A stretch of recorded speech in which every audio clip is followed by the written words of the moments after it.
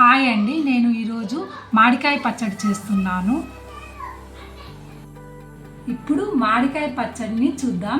అందుకు కావాల్సిన పదార్థాలు: ఒక పెద్ద సైజు మామిడికాయని తీసుకోండి, 3 ఎండుమిరపకాయలు, మీడియం సైజు 2 ఉల్లిపాయలు తీసుకోండి, హాఫ్ టీ స్పూన్ పసుపు, 1 టేబుల్ స్పూన్ కారం, కరివేపాకు 4 రెమ్మలు, కొత్తిమీర కొంచెం, 1 టీ స్పూన్ జీలకర్ర, 1 టేబుల్ స్పూన్ శనగబ్యాళ్ళు, 10 వెల్లుల్లి రెబ్బలు, 1 టేబుల్ స్పూన్ మినప్పాలు, శనగబ్యాళ్ళు, మినప్పాలు, జీలకర్ర, ఆవాలు మిక్సింగ్ 1 టేబుల్ స్పూన్ తీసుకోండి.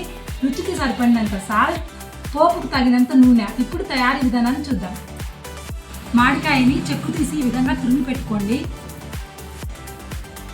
ప్యాన్ పెట్టి ప్యాన్ హీట్ ఎక్కాక అందులో నూనెని యాడ్ చేసుకోండి.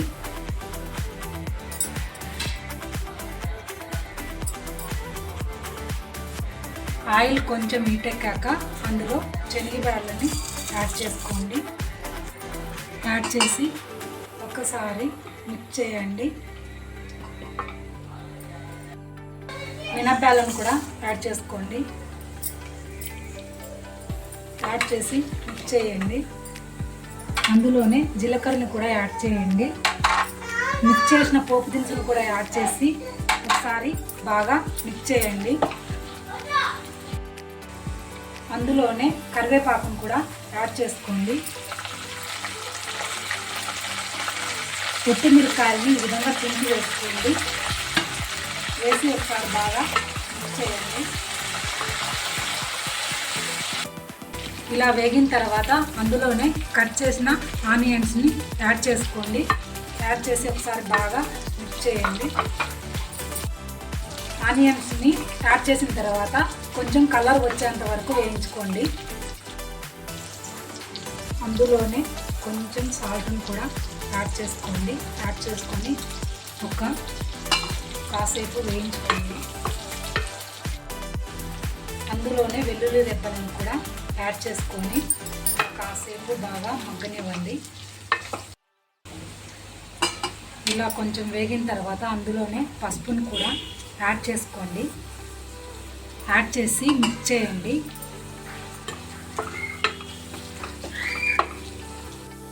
మిక్స్ చేసి ఇంకా కాసేపు వేగనివ్వండి. కొత్తిమీరను కూడా యాడ్ చేసి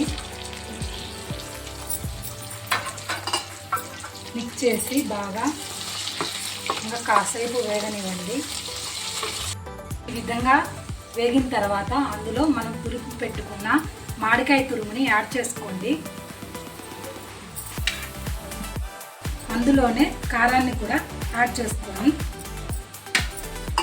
బాగా మిక్స్ చేసుకోండి. ఇలా మిక్స్ చేసిన తర్వాత అందులోనే తగినంత సాల్ట్ను కొంచెం యాడ్ చేసుకోండి. రుచికి సరిపడినంత బాగా మిక్స్ చేయండి. ఇలా బాగా మిక్స్ చేసిన తర్వాత మూత పెట్టి ఒక 5 మినిట్స్ బాగా కుక్ అవనివ్వండి. మధ్య మధ్యలో మూత తీసి కలపెట్టుకుంటూ ఉండండి. మీడియం ఫ్లేమ్లో కుక్ చేసుకోండి. 5 మినిట్స్ తర్వాత మూత తీయండి.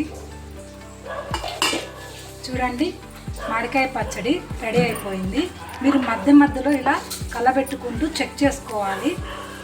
ఇప్పుడు కొత్తిమీరతో సర్వ్ చేసుకోండి. అంతే, ఎంతో రుచికరమైన మామిడికాయ పచ్చడి రెడీ.